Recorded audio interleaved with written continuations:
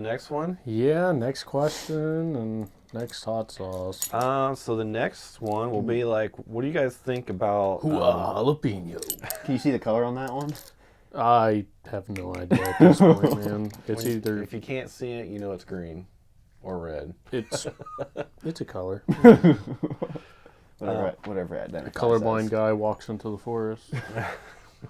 Colorblind guy walks. How does into he a shoot pride anybody? parade. Hey, it took me a while to figure out how to identify people in camo. Yeah.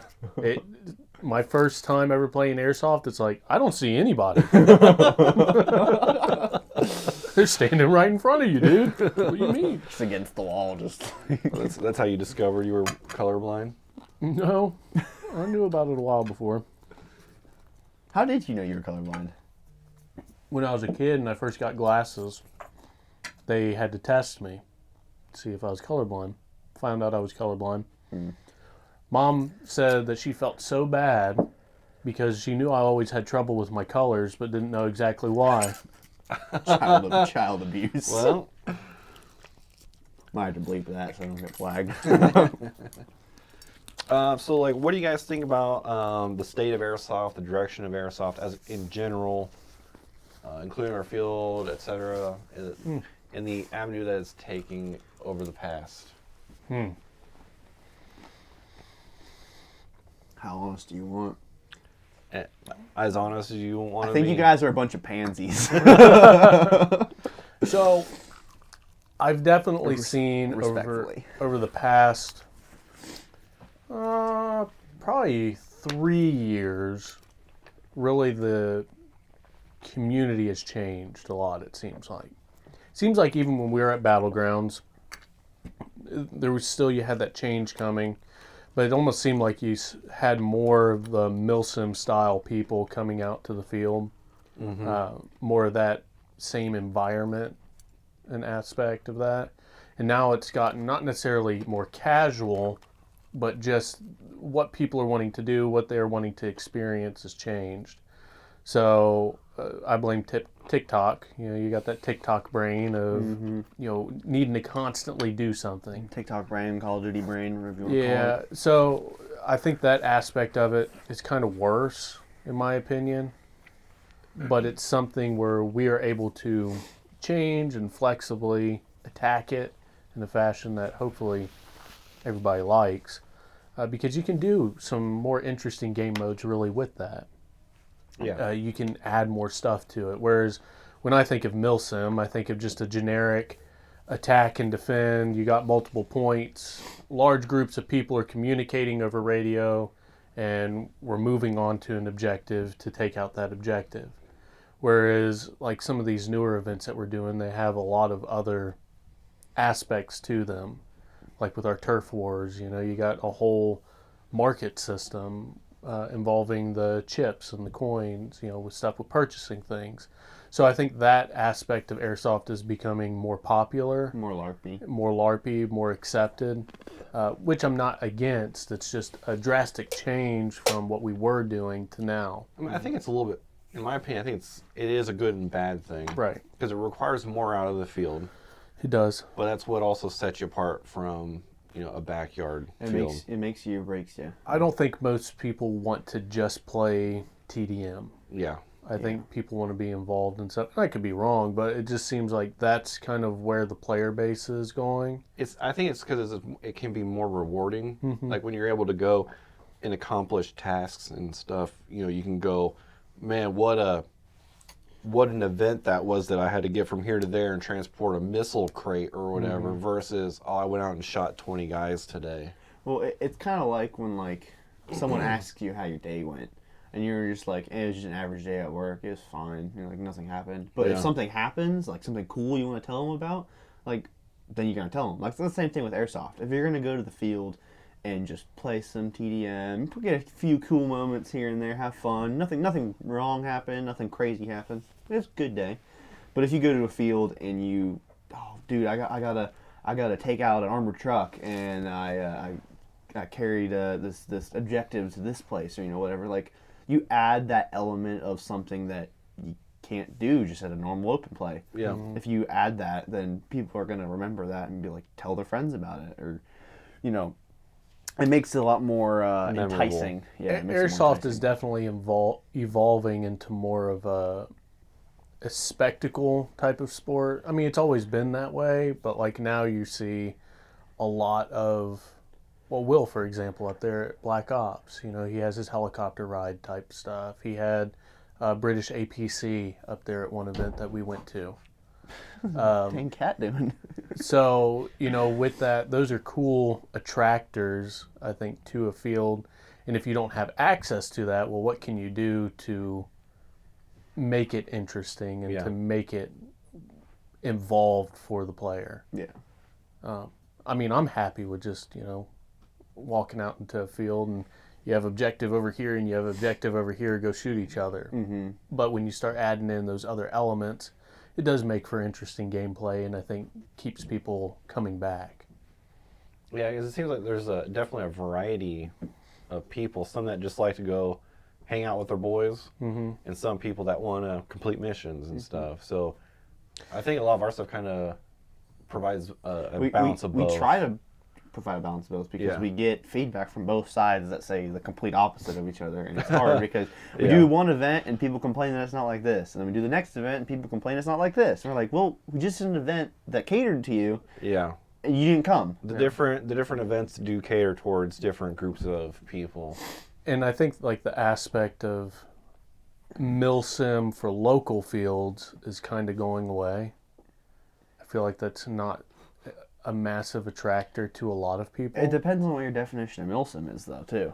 Well, yeah. Yeah, if you're thinking like Milsim West, I think like that's kind of going away a little bit. So when you say milsim, that's what I think of. Whenever I was younger, I'd watch videos like Milsim West. You'd see Jet Desert Fox go. You'd see Alphons go, which they still do, but like that's what you think of. And I think it's just difficult for like local fields to adhere to that same level. Right.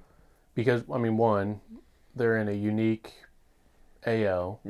Their ticket prices are so much more expensive, so they're able to put a little bit more into the event. And then plus you have the aspect of the cadre with actual service members directing stuff.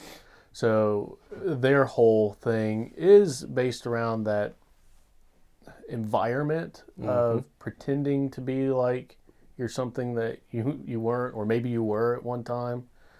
So their aspect is that experience, and as a local field, well, how do you bring that experience to maybe even a younger generation, or maybe some people that they can't go out there and ruck for miles and miles. So you have to confine it.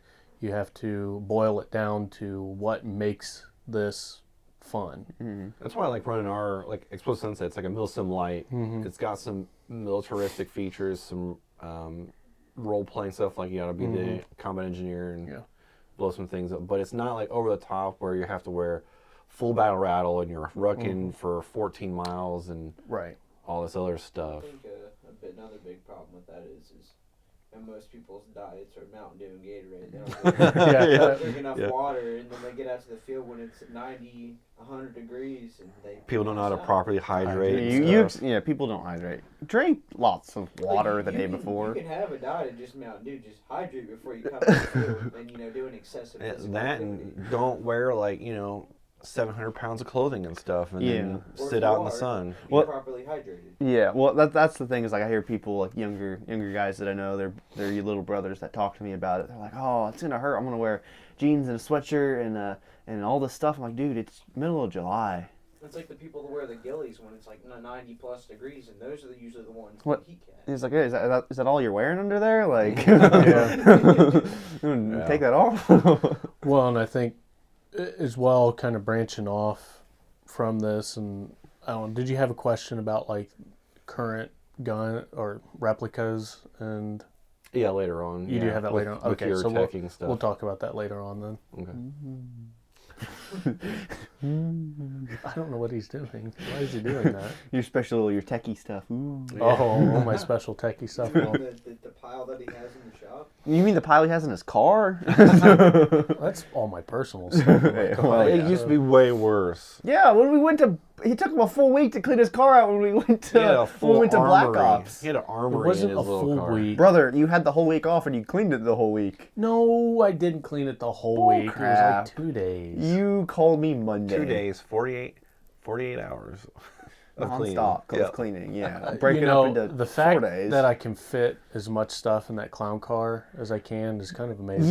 Yeah, that is true. You're not wrong. Literally a week after we Well, it was went. a hatchback, right? Yeah. Yeah, that's the great thing about Four people in his hatchbacks. car with- 4 people and most of their gear. Well, as we were at the field, he had 4 people in his car, plus the gear he already had back there, plus our gear.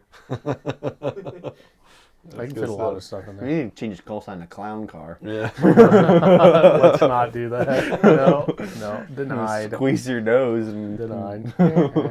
So did you guys have anything to add to good or bad memories? No. I What? thought we were talking I'm sorry, about... direction of airsoft. I'm sorry. no, I think kind of covered. No, I think that's everything. I just think the direction of Airsoft is moving away from Milsim. Yeah, I reiterate myself. I feel like you guys are pansies. No, it's Yeah, I mean they're not built the same. it's different. Yeah, The culture is different because like well, a lot of indoor. like I say, like a lot of us veterans Mhm. from the Gulf Wars and stuff, we're all older. We're all retiring. We're not really looking to relive our Yeah, factual lives of when we spent over there. yeah, probably not great memories. Yeah, and while it is still great to have like that camaraderie of people like we have with G2, we're not exactly like looking to go out and run around with our plates and stuff unless we're still active in the military. But a lot of us are in our 40s and stuff. I'm talking about the people that were in the I military. know. I just So like a lot of those people are kind of like getting out. They got kids, they have families and stuff. You know, priority big- shift. That's, Yeah, very much so. So I think that's where we're losing that group. Well, I mean, it's like anything, you know, in the workforce. Let's say you have somebody who's been at a company for 30 years, and then you have newer people coming in. Well, that one person that's been there for 30, 50 years, he's retiring out now, so all of his experience is gone. So it's moving to that newer generation. And so that's kind of the period that we're at now, is we've seen the groups that started when they were maybe 12 who are now a lot older, and they're now leaving Airsoft. So now you're dealing with a younger generation who Yeah. has grown up on Call of Duty, a majority, or they're not as invested into the sport in the similar fashion like we are. Yeah. Because, I you mean, know, video games kind of suck these days. They absolutely. And I think that has a lot to play on it because now a lot of people are growing up with the whole battle royale mindset and stuff. So Fortnite Battle Pass. yeah, and that's also why I feel like, you know, indoor airsoft is such a hot ticket, is because you can get those quick 10, 15 minute rapid games going, you know, Right. Well, for all the little kids and stuff. I feel like it could be a pendulum swing. So like Oh yeah. back when I was getting into it, it was paintball. Like when I was a lot younger, that's all. I didn't know nothing about airsoft. I just knew of paintball. And paintball, they have like the tournaments, the quick rounds, like you get speed paintball. And then it kind of like I got noticed like airsoft was kind of getting into like more the mil-simi, like the harder core stuff, I guess. I don't know however you want to label that. And now it's kind of back into the airsoft side of it where it's speed soft, like the indoor. Nothing wrong with that. But I feel like here in the next couple of years it might swing back to wanting to do more not LARPy, but like more like actual role play events and like I think we're getting into that more LARPy yeah. area. I think that's right a now. good thing because I do it too. really enriches the experience to a degree. Like when you got a civilian faction, they actually play like rioters or something, you know. So you could, you know, I mean, you can really experience kind of like what it is be to like to face Antifa or something while you're Bring out that there. BLM. Yeah, while you're out there trying to pretend to be, you know, the security team or something, you know, so you can kind of get that experience without the danger that's involved in it. Yeah, I don't necessarily think that airsoft is going backwards. I definitely think it's evolving in the right direction. Yeah. What was that stat that it gets bigger and bigger every year? It's just the way it gets bigger, and you adjust to how things happen. And one last point I want to touch on was like I talked briefly with Grom a bit, and a lot of the things that we see too is like a lot of the more veteran people in airsoft, they're not really like relaying their expertise to the next generation. You know, they've formed their groups, and then their groups kind of like fall apart. But all that knowledge and experience, where it's kind of gone. So you got all these little kids coming in, and they don't figure it out. Yeah, they're just trying to figure it out. Just watching YouTube videos, like, oh, that's how it's done. Yeah, But it's not really.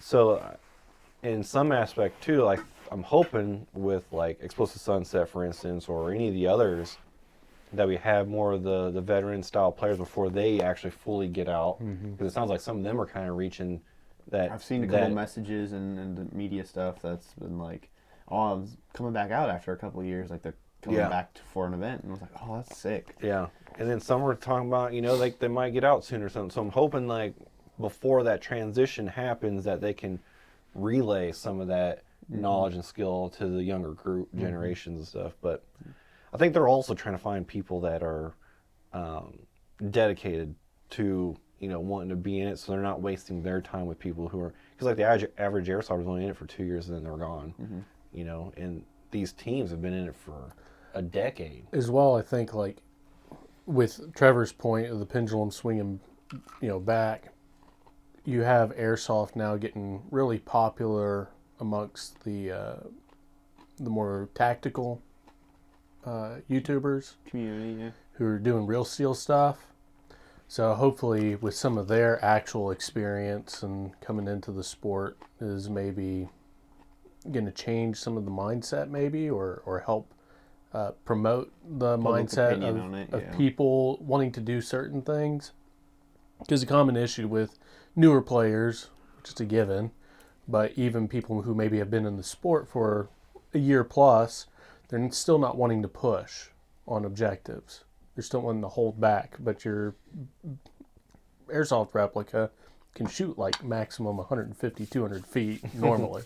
So like you got to get in there close. You actually got to go do something. So it's just teaching that newer generation how to actually play the sport, as opposed to just sitting back and trying to lob BBs at somebody far away. Campers don't go to heaven, so. But nope, that's all I got on that. Okay.